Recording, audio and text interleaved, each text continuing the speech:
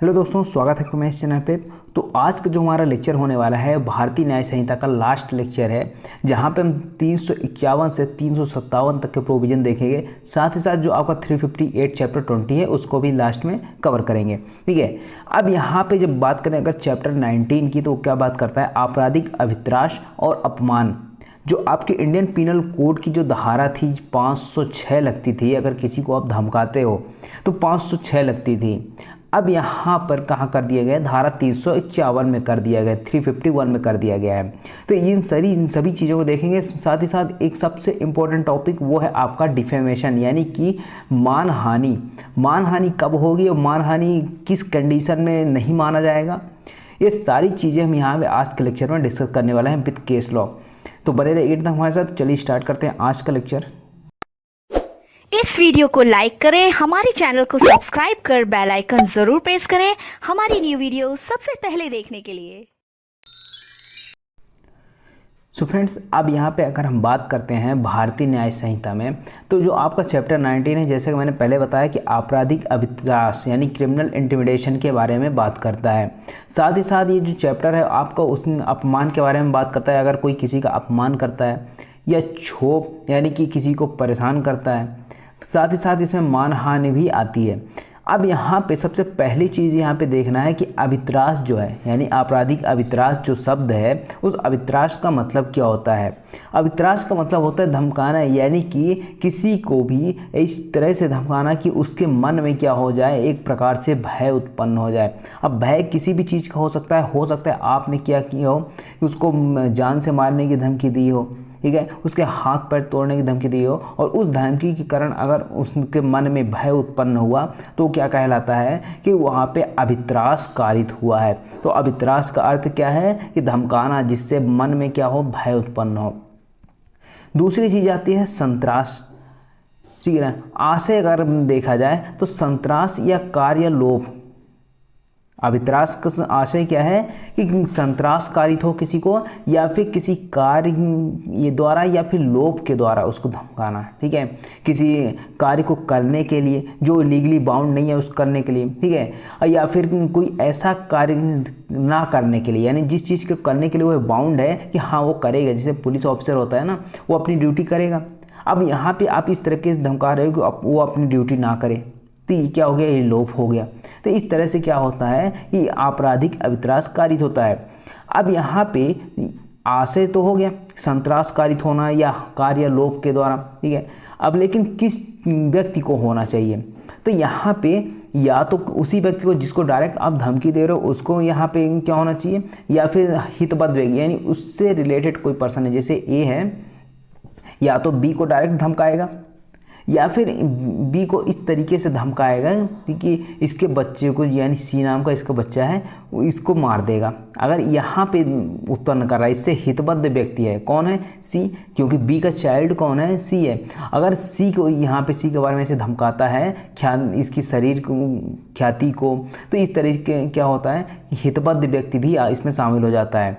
तो यहाँ पे दो तरीके के हैं, या तो हितबद्ध व्यक्ति होगा या फिर कोई ऐसा व्यक्ति जिसको डायरेक्टली क्या हो रहा है, उसके शरीर को, ख्याति को या संपत्ति को। तीन चीज़ें इसमें आती है। अगर आप डायरेक्टली किसी व्यक्ति को धमकी दे रहे हो तो अभित्राषकारी कर रहे हो ना, तो उसमें तीन चीज़ें आती है, तीन इंजरी आती है, तीन प्रकार की क्षति। या तो आप शारीरिक क्षति की बात करते होगे, धमका रहे होगे, या फिर उसकी ख्याति को अपहानि करने की बात कर रहे होगे, या फिर उसकी प्रॉपर्टी को। लेकिन वहीं अगर हम बात करें, अगर उससे इंटरेस्ट व्यक्ति है, कोई रिलेटेड व्यक्ति है, हितबद्ध व्यक्ति है, तो उसको अगर यहाँ पे संत्रास कारित करना, तो सिर्फ दो तरह की क्षति कारित की जा सकती है। पहला कि उसकी बॉडी को, दूसरा आता है उसकी गुडविल यानी कि ख्याति को। ख्याति क्या होता है? जैसे मान रतन टाटा जी हैं, ठीक है, माननीय रतन टाटा स्वर्गीय, तो उनको क्या है, उनकी ख्याति बहुत अच्छी है, उनकी गुडविल बहुत अच्छी है। लेकिन अगर उनसे क्या किया जाए, उनके ऐसे कुछ बात किया जाए ताकि उनकी गुडविल खराब हो, तो यहाँ पे क्या होगा, वो उसके लिए पनिश किया जा सकता है, 351 में किया जा सकता है। क्यों? अब चूँकि यहाँ पे अगर रतन टाटा जी को यहाँ पे गुडविल उनकी खराब करने के लिए बोला जाए, तो यहाँ पे रतन टाटा के ऊपर तो कोई इफेक्ट नहीं पड़ेगा, क्योंकि वो अब यहाँ पे इस दुनिया में नहीं रहे। लेकिन उनसे हितबद्ध जितने भी व्यक्ति हैं तो उनको तो प्रभाव पड़ेगा। इसलिए यहाँ पे हितबद्ध व्यक्ति के सिर्फ शरीर और ख्याति की बात की जा रही है। अब दूसरी चीज़ यहाँ पे ये देखिए कि यहाँ पर मन को शामिल नहीं किया गया। जैसे आप देखते हो कि इंजरी यानी कि क्षति में कौन कौन सी चीज़ें होती हैं। पहला आता है आपका शरीर के प्रति इंजरी करना, शरीर को क्षति पहुँचाना। दूसरा आता है ख्याति को अपहानि करना। तीसरा आता है आपका संपत्ति। और चौथा आता है आपका मन में प्रभाव डालने वाला कोई अपराध। अब चूंकि यहाँ पे मन को शामिल इसलिए नहीं किया गया है क्योंकि जब अवित्रास कारित किया जाता है, धमकाया जाता है, तो वो मन में ही उत्पन्न होता है भय। तो इसलिए जब मन में उत्पन्न हो ही रहा है तो मन को क्यों शामिल करेगा? मन में तो अपहानि हो ही रही, मेंटल कंडीशन तो है, ठीक है। अब यहाँ पे इसलिए इसको मन को यहाँ पे शामिल नहीं किया गया है। अब बात करते हैं अगर 351 की, तो 351 क्या बात करता है कि 503, 506, 507 जो आईपीसी के इंडियन पिनल कोड का था, ठीक है ना। 503 परिभाषित करता था, 506 में पनिशमेंट थी और 507 में अनाम सूचना के द्वारा यहाँ पे अवित्रास के बारे में था, ठीक है। अब यहाँ पे तीनों को एक साथ करते हुए 351 में कर दिया गया है। अब यहाँ पे कहता है कि जो कोई किसी अन्य व्यक्ति के क्या करेगा, यहाँ पे दो चीज़ें मैंने बताई थी, या तो डायरेक्टली किसी व्यक्ति को करेगा या फिर किसी हितबद्ध व्यक्ति को। अब यहाँ पे अगर किसी अन्य व्यक्ति के क्या किया जा रहा है, शरीर को, ख्याति को, संपत्ति को, ठीक है, या ऐसे व्यक्ति के शरीर, ख्याति को जिससे वह हितबद्ध हो। आगे बात समझें, तो यहाँ पे दो चीज़ें आपको देखनी पड़ेगी। अगर डायरेक्टली किसी के व्यक्ति को कर रहा है तो वहाँ पे शरीर और ख्याति हो और संपत्ति होगा, लेकिन अगर उससे हितबद्ध व्यक्ति कोई है तो वहाँ पर क्या होगा, शरीर और ख्याति, जो हितबद्ध व्यक्ति है। अब इनको क्या करना, शरीर, ख्याति, संपत्ति जो बताए गए इन सब को क्या करना, तो इनको क्षति करने की धमकी देना। क्या देना? धमकी देना। धमकी अगर कोई व्यक्ति देता है ना, 506 लगती थी। अगर आप केस देखते होगे तो केस में जो धारा लगती है धमकाने वगैरह की, तो 506 भी लगती है। जो अगर मारपीट भी कुछ हो गई तो धारा 323 लग जाती थी। इस तरह से यहाँ पे चार्जेस लगते हैं। तो यहाँ पे अगर इन सभी को क्या किया है, क्षति करने की धमकी दी जाए, और धमकी किस आशय से दिया जाए, किस इंटेंशन के साथ दिया जा रहा है धमकी, ताकि उससे क्या हो, उस धमकी से संत्रास कारित हो। संत्रास का मतलब उनको परेशानी हो, उनके मेंटल कंडीशन खराब हो, उनके शरीर, ख्याति, संपत्ति, किसी भी तरह की जो भी चीज़ें हैं वहाँ पे इसको क्या किया जाए, अपहानिकारित की जाए, पहली चीज़।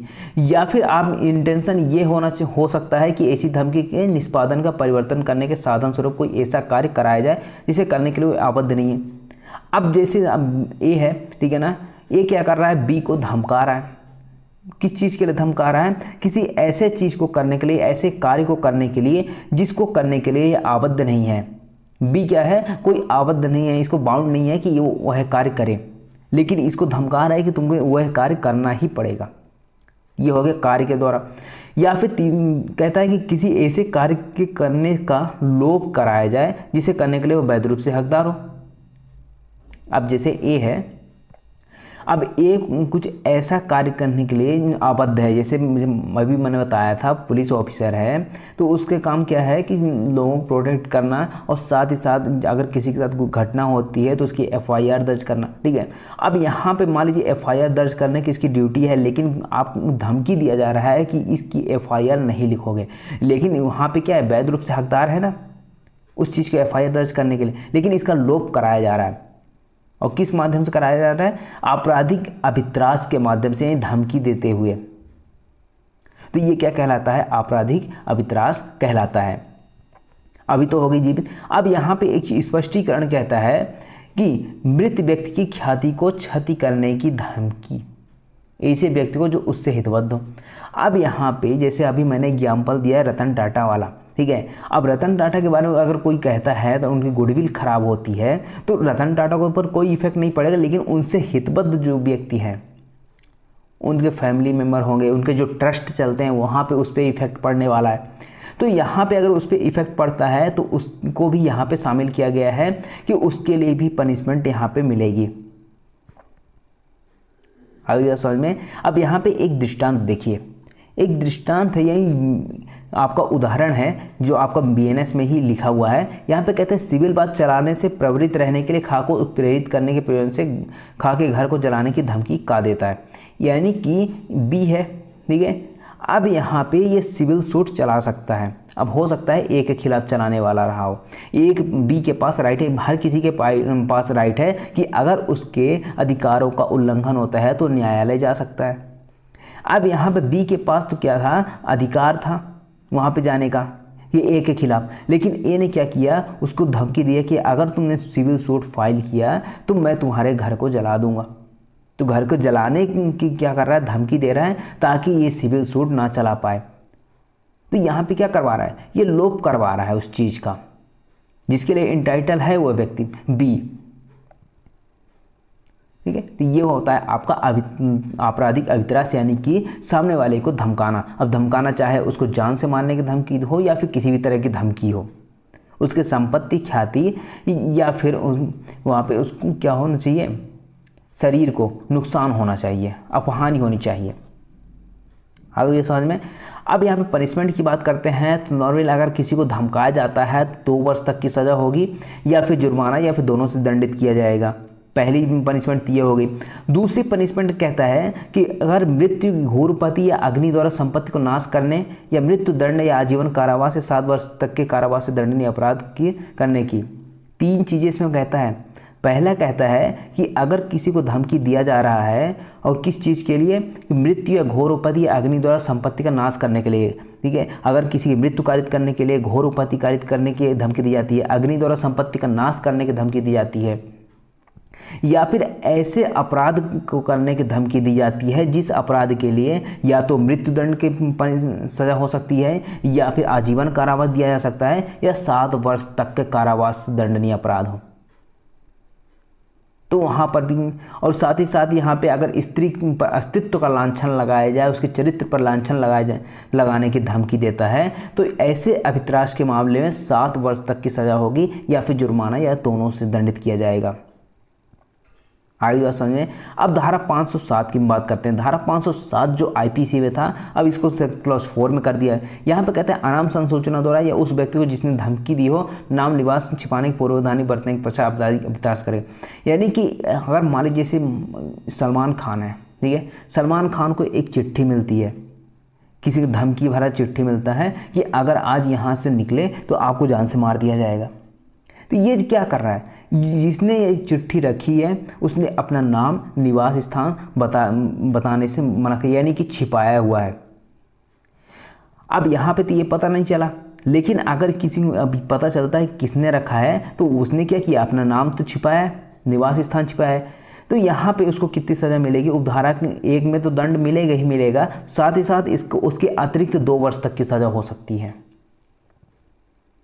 ठीक है, तो जो सलमान खान के फ़ैन है गलत मत लीजिएगा, फॉर एग्जाम्पल एक एग्जाम्पल बता रहा हूँ।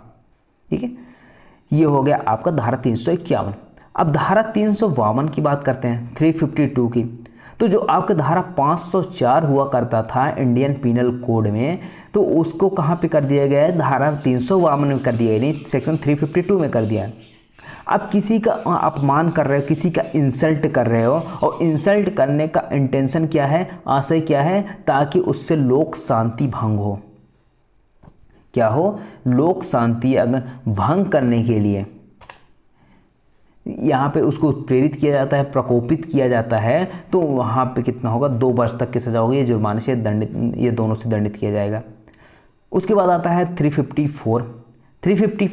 यहाँ से एक क्वेश्चन आया था, MP सिविल जज में क्वेश्चन आया हुआ था, प्री में पूछा गया था। ठीक है, अब यहाँ पे इस क्वेश्चन क्या था कि व्यक्ति को यह विश्वास करने के लिए प्रेरित करके कि वह दैवीय प्रसाद का भाजन होगा कराया गया कार्य।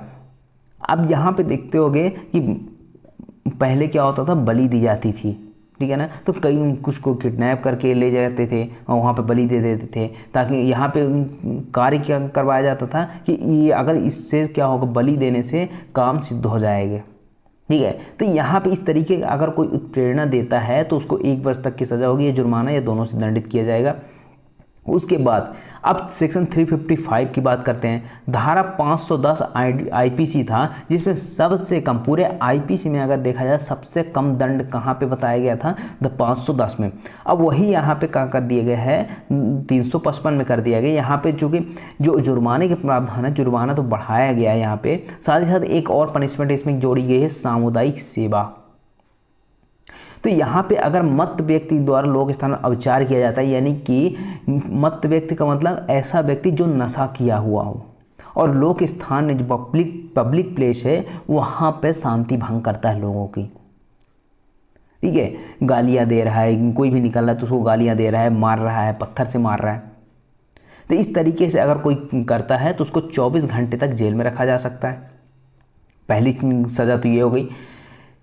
या फिर कहता है कि अगर उसको 24 घंटे तक नहीं रखना है तो उसको जुर्माना लगा दिया जाए, 1000 रुपये तक का जुर्माना, या फिर दोनों से दंडित किया जा सकता है। 24 घंटे के लिए जेल में भी रखा जा सकता है और 1000 रुपये तक का जुर्माना भी लगाया जा सकता है। लेकिन अब यहाँ पे एक पनिशमेंट जो लास्ट में जोड़ी गई, सामुदायिक सेवा, ये पहले नहीं थी आईपीसी में, अब बीएनएस में जोड़ दिया गया है, क्योंकि यहाँ पे दंड के प्रकार में ना ये एक पनिशमेंट ही अलग से जोड़ दिया है सामुदायिक कम्युनिटी सर्विस के नाम से।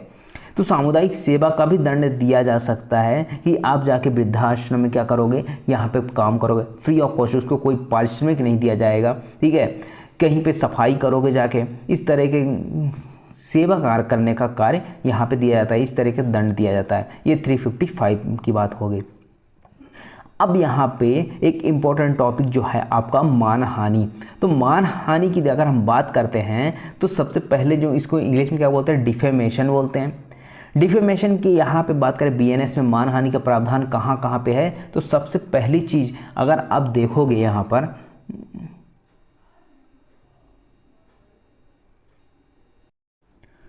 व्यक्ति की अब मानहानि की बात करते हैं तो जो आपका बीएनएस है, बीएनएस की धारा 356 में बताया गया है कि अगर किसी पर्सन की मानहानि करते हो। वहीं अगर धर्म की मानहानि, एक प्रकार से धर्म का अपमान करना इस तरह से आता है, देखा जाए तो मानहानि मान सकते हैं, धारा 299, ठीक है। वहीं अगर बात करते हैं व्यक्ति के समुदाय की मानहानि, यानी कि व्यक्तियों के बीच में ऐसा मानहानि उत्पन्न कर देना, लोगों को क्या करना, भड़का देना, तो उस तरह से अगर उनकी मानहानि की जाती है तो 196 में बताया गया है, इसको मानहानि मान सकते हैं, ठीक है। अब यहाँ पे अगर हम मानहानि के प्रकार की बात करते हैं तो दो तरह की मानहानि होती है। पहला आता है सिविल मानहानि और दूसरा आता है आपराधिक, यानी कि क्रिमिनल डिफेमेशन। अब दोनों में अंतर क्या है, सिविल मानहानि और आपराधिक मानहानि में? तो जो आपराधिक मानहानि होती है यानी क्रिमिनल डिफेमेशन होता है, उसमें क्या मिलता है, वहाँ पे दंड मिलता है, यानी कि पनिशमेंट मिलता है।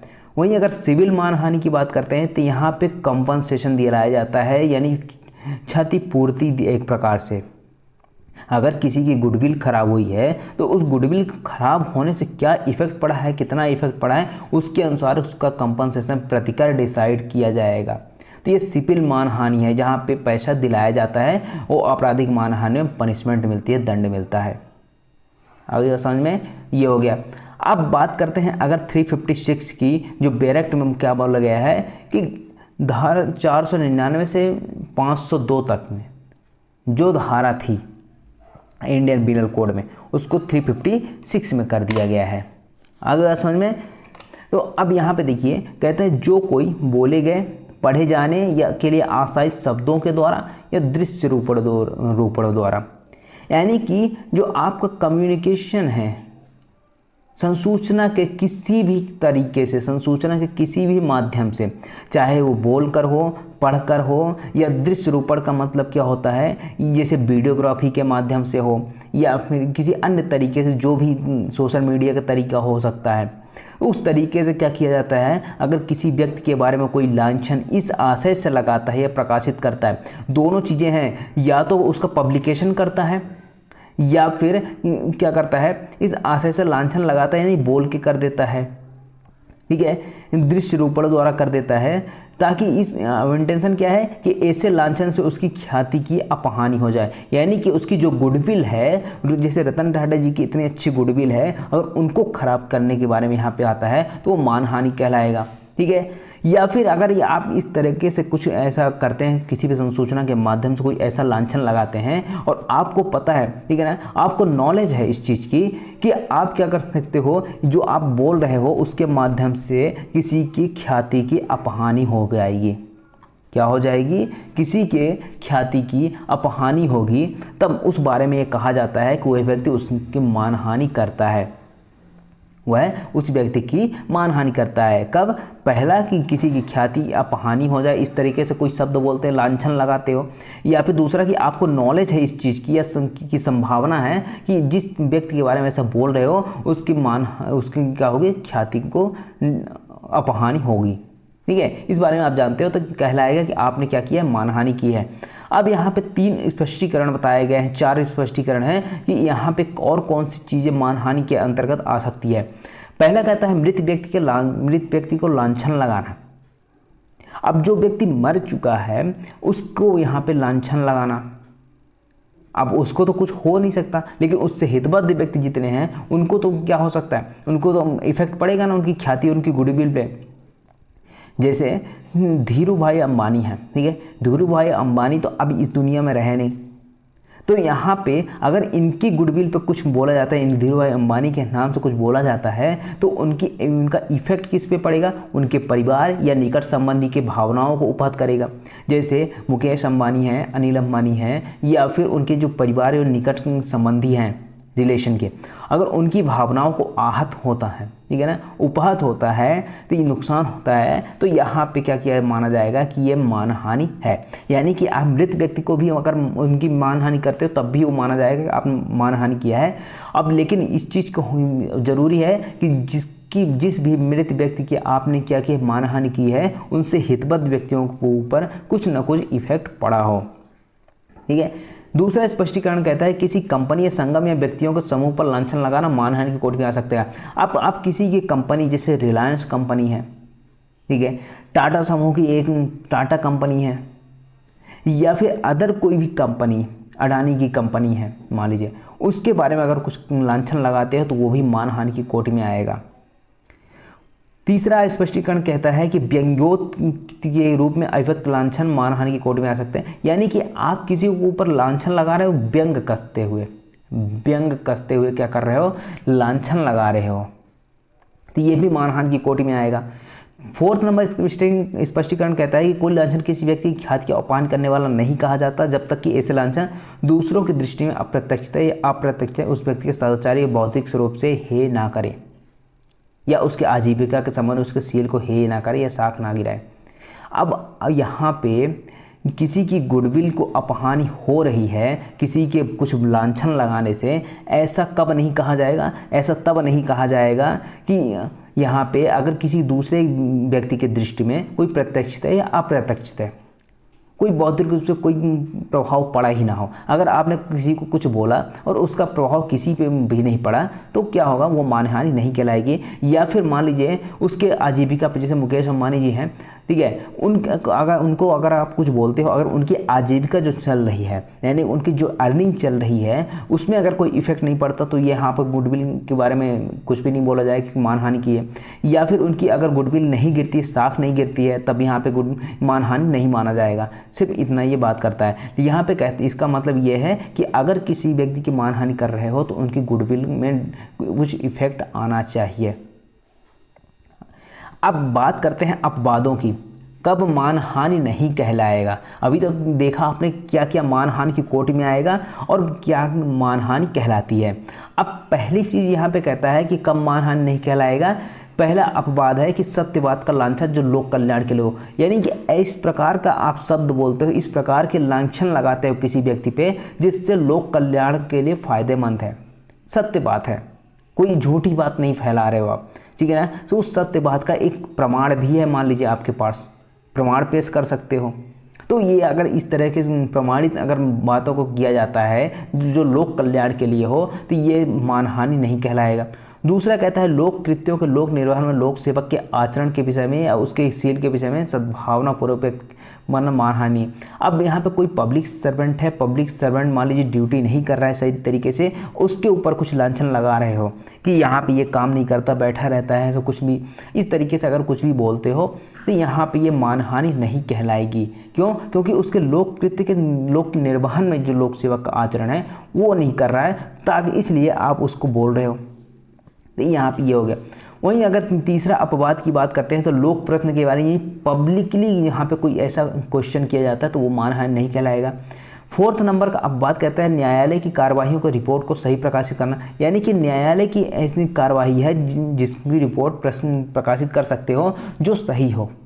ठीक है, अगर सही रिपोर्ट न्यायालय की कार्रवाई को प्रकाशित करते हो तो वो मानहानि नहीं कहलाएगा। अगर यहाँ पे गलत रिपोर्ट, झूठी रिपोर्ट यहाँ पे फैलाते हो, प्रकाशित करते हो, तो आपको क्या होगी, यहाँ पे मानहानि के लिए पनिशमेंट दिया जा सकता है। वहीं अगर हम 5वें अब बात करते हैं तो सिविल या दंडिक मामला के बारे में जो न्यायालय के द्वारा पेश किया जा चुका है राय बनाना, यानी कि ऐसे मामले जिसके बारे में जजमेंट हो चुका है, जिसके बारे में निर्णय हो चुका है, डिसाइड हो चुका है, उसके बारे में अगर कोई व्यक्ति राय बनाता है कोई, तो वो भी मानहानि नहीं कहलाएगी। क्यों? क्योंकि उस निर्णय हो चुका है और उस निर्णय के आधार पर कुछ ओपिनियन बना रहे हैं। ठीक है, अब दूसरा उसके बाद जो हमारा नेक्स्ट अब बात आता है, एक्सेप्शन आता है, वो कहता है कि ऐसे कार्य के गुणागुण के विषय में, यानी मेरिट्स के विषय में, जिसको उसके कर्ता ने लोक के निर्णय के लिए रखा हो या उसके कर्ता के सील के विषय में हो, कोई राय सद्भावनापूर्वक करना मानहानि नहीं है। अब मान लीजिए जैसे बड़े बड़े सिंगर हैं, अरिजीत सिंह हैं, ठीक है,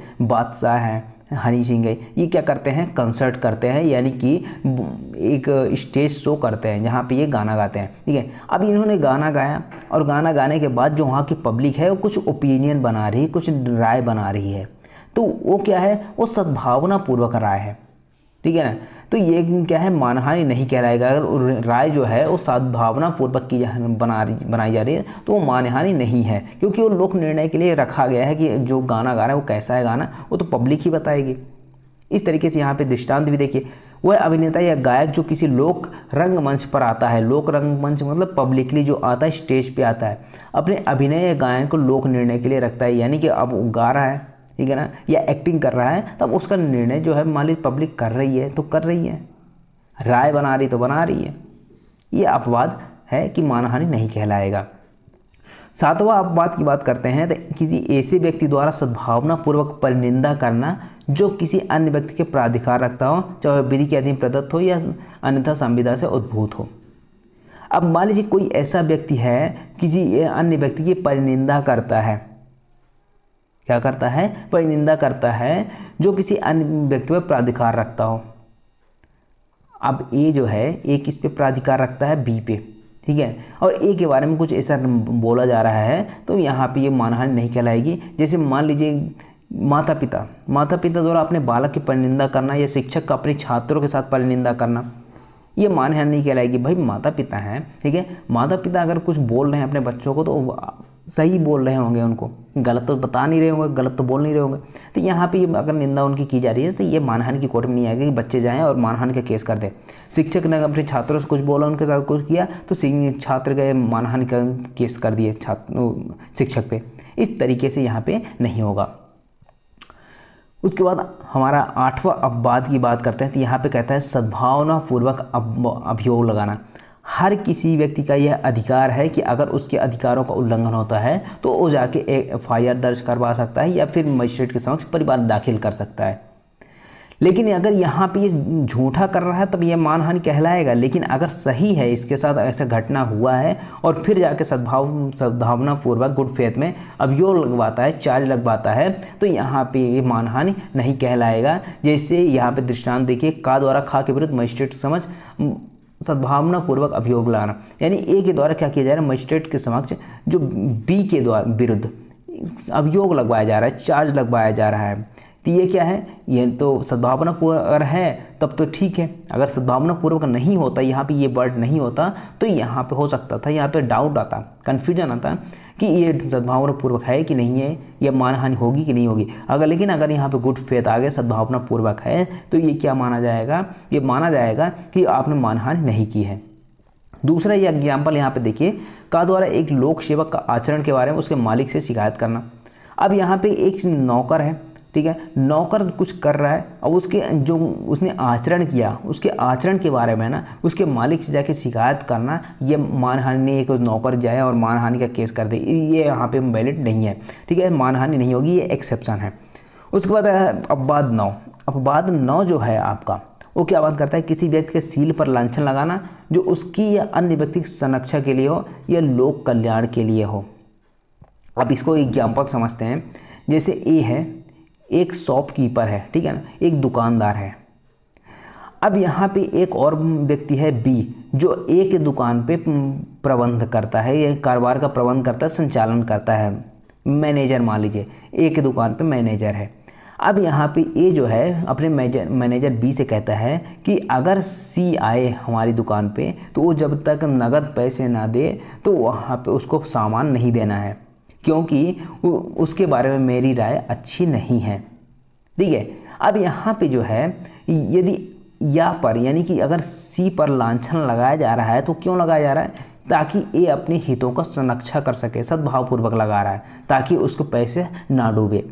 ठीक है। तो यहाँ पे ये मानहानि नहीं कहलाएगी और जो ए है, ए को किसी भी तरह के पनिशमेंट नहीं मिलेगा। उसके बाद आता है 10वां अपवाद। ये 10 अपवाद है, लास्ट अपवाद है।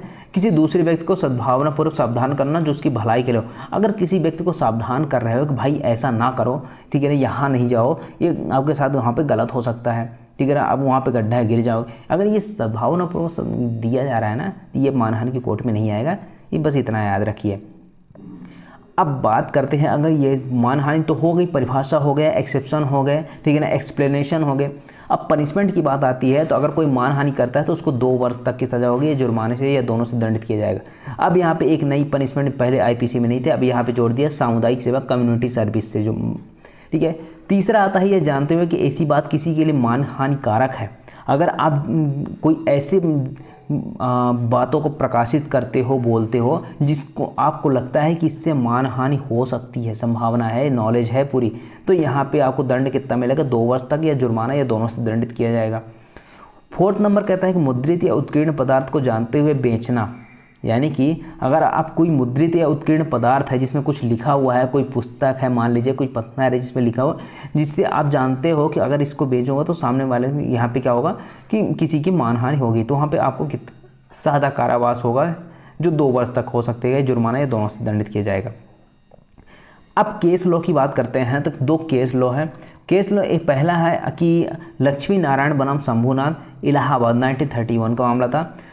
अब इस केस में क्या हुआ था, इस केस में कहा गया था कि मानहानि के सिविल वाद में सच को साबित करने का भार, यानी कि जो साबित करने का भार होता है, ठीक है ना, अगर मानहानि की सिविल सूट लाया गया है, सिविल मानहानि के वाद लाया गया है, तो उस जो व्यक्ति वह वाद लाता है, यानी वादी जो है, वादी के ऊपर यहाँ पे डिपेंड करेगा कि वो उसको साबित करना पड़ेगा कि उसकी मानहानि हुई है। ठीक है। तो ये वादी के ऊपर हो गया। वहीं अगर दूसरे केस की बात करते हैं, जी चंद्रशेखर पीले बनाम जी रमण पीले, केरल राज्य। अब इस केस में क्या बोला गया था, इस केस में बोला गया था कि ऐसी प्रकाशित सामग्री जो मानहानिकारक है और उसको पुनः प्रकाशित की जाती है, यानी कि ऐसी पुस्तक है जिससे क्या हो रहा है, मानहानि तो हो ही रही है, अब उसको क्या कर रहे हो, पुनः प्रकाशित करना, यानी कि फिर से प्रकाशित करवा रहे हो, तो वो ही मानहानि के दायरे में आएगा। आगे समझ में, मानहानि समझ में आया कि नहीं आया? समझ में आया तो एक लाइक जरूर करिएगा, नहीं समझ में आया तो कमेंट बताइएगा। ठीक है। अब यहाँ पे 357 क्या बात का 491 था, असहाय व्यक्ति की परिचर्या करने की, उसकी आवश्यकताओं की पूर्ति करने की संविदा का भंग करना। अब मान लीजिए कोई किशोरावस्था में है, या फिर वो चित्त विकृत है, या फिर रोग है कुछ, उसको शारीरिक दुर्बलता है, अब जिसके कारण से वो असहाय है, वो अपनी आवश्यकताओं की पूर्ति नहीं कर सकता। अब यहाँ पे जो व्यक्ति उसकी आवश्यकताओं की पूर्ति करने के लिए विधिपूर्ण संविदा द्वारा आबद्ध किया गया है, अगर वह इसका लोप करता है तो उसे 3 महीने तक की सजा होगी, जुर्माने से, जो 5,000 रुपये तक का हो सकता है, ठीक है ना, या दोनों से दंडित किया जा सकता है। ये हो गया आपका 357। अब लास्ट जो चैप्टर आता है उसमें एक धारा है, कौन सी, निरसन और व्यावृत्ति के विषय में। तो यहाँ पे क्या किया गया, जो हमारी आईपीसी लागू थी, आईपीसी को यहाँ पे रिपील्ड किया गया है, और रिपील्ड करके क्या लागू कर दिया गया, बीएनएस लागू कर दिया गया। तो यहाँ पे आज से आपका समाप्त होता है भारतीय न्याय संहिता। अब एक इम्पॉर्टेंट टॉपिक और लाने वाला हूँ बीएनएस के बारे में, जिसमें बताया जाएगा कि आपको अगर कुछ धाराएँ ऐसी हैं जिसमें केवल जुर्माने का प्रावधान है, कुछ धारा ऐसी है जिसमें केवल 1 महीने तक का प्रावधान है, दंड का प्रावधान है, 6 महीने तक के दंड वाले प्रावधान कौन से हैं, ऐसे प्रावधान कौन से हैं जिसमें केवल मृत्यु दंड तक का प्रावधान है। इन सभी के बारे में 2 लेक्चर यहाँ पे और रहेगा, इंपॉर्टेंट लेक्चर है। तो यहाँ पे आपको इसे समाप्त हो चुका है बीएनएस। तो मिलेंगे अगले लेक्चर में, तब तक के लिए बने रहे हमारे चैनल के साथ।